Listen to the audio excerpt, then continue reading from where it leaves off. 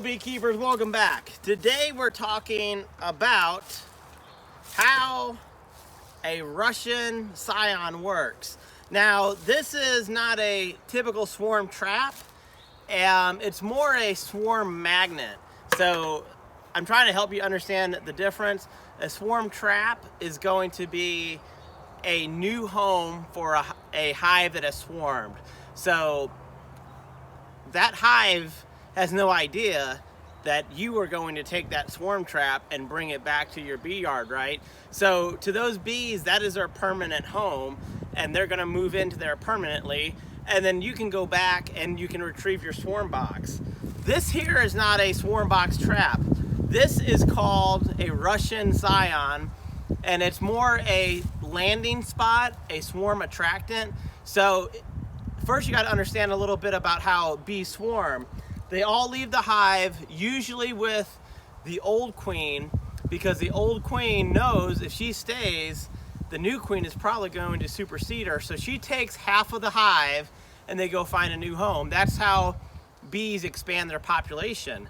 But when they swarm, they don't all just swarm and go straight to their new home. They swarm, they just want to get out of there, and typically they swarm within, let's say, 200 feet or less of your hive, of your bee yard. Now the problem is they may swarm to somewhere that's inaccessible, like say 50 feet up in a pine tree, and that's going to be really difficult for you to capture your own swarm. So again, this is not to get wild bees that are not your bees. This is to catch your own bees after they swarm, but before they find a permanent home. They'll stay on this swarm magnet for a few hours to a few days as they send out scouts until they can find a potential home, and then they have to convince the rest of the hive to follow them. So that's what the purpose of a Russian Scion is. There's some people that like to have their bees swarm, and that's to lower their mite count, but I don't really understand that. I mean, I understand why they do it, but why would you invest so much time and money and effort into raising your bees, have them survive the winter, just so they can swarm? That to me is like raising a herd of cattle. They have a bunch of calves in the spring, and then you let half of your cattle go. Doesn't make sense. You want to protect your investment. That really isn't good beekeeping to me. With that being said, if you manage your hives properly, hopefully they won't swarm. But let's all be honest. No matter what you do, your bees can swarm, even if you think you're doing everything right. Even if you're splitting, if you're taking away queen cells, if you're doing everything you think is right, they can still swarm. They're animals. We don't exactly know what they're gonna do. We can guess, but if your hive's gonna swarm, they're gonna swarm with or without you. So that's important. This is an insurance policy. This is a last chance to get your bees before they go find their new home. Because if they leave your hives and fly away, you just lost your bees. Someone else is going to catch your bees that you worked so hard to raise.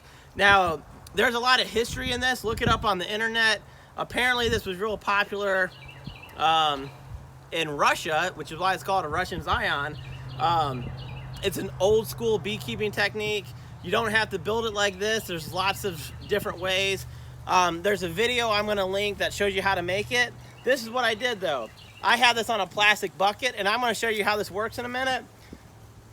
If you attract a swarm and you use a plastic bucket idea, you can lower it directly into the bucket and then transfer into your own hives. Then you have, I'm bleeding.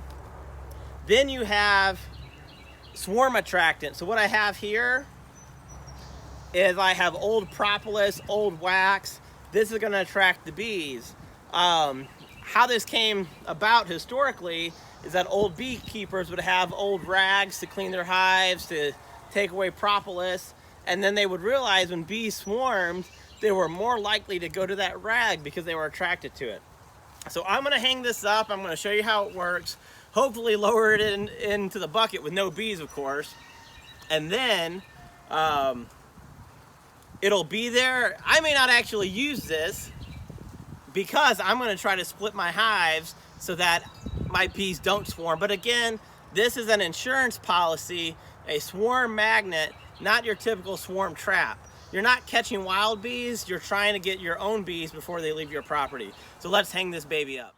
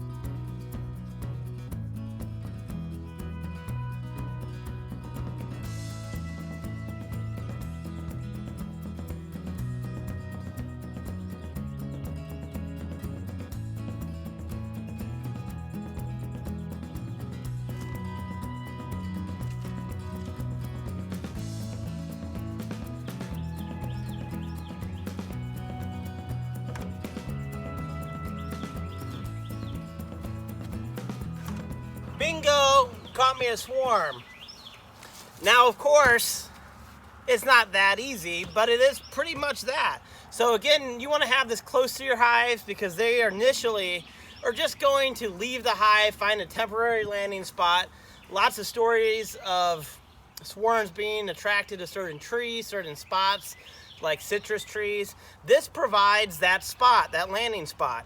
So this is going to keep, hopefully, this is going to be an insurance policy that if your bees do swarm, they're going to go to a place that's accessible. Something else you can also do, which I'm going to spray a little bit right now, Swarm Commander. You can spray a little Swarm Commander on here, a little lemongrass oil.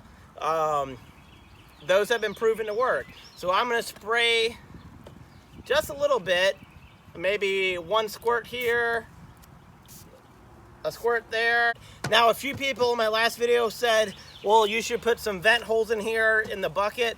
Sure, you can do that. I don't know if I'm going to because literally my bee yard is 5 feet that way. This is not a swarm trap. This is a transfer box that you will immediately transfer to your bee yard, hopefully. But if you wanted to improve on this design, you could put a ventilation hole and then put some screen over it. A buddy of mine made one of these, and instead of a plastic bucket, he has a square piece of plywood that's the same size as a deep, and so he would actually lower it straight into a deep hive, and then he doesn't have to do any transfer. So if you want to do that, go for it. Swarm Commander is something else you can use. Swarm Commander. Spray a few sprays on here, maybe only one or two. You can use lemongrass oil. Again, this is a Russian Scion, and it is an insurance policy. I don't want my bees to swarm. Hopefully you don't want your bees to swarm. This is just a way to have a backup, especially if you have a lot of hives. If you had 20, 30, 100 hives, you probably can't really manage every single hive successfully and keep them from swarming at that point. So this is just another insurance policy. Until next time, I hope you enjoyed this video. If you do, subscribe. That would really help me out. Until next time, keep on beekeeping.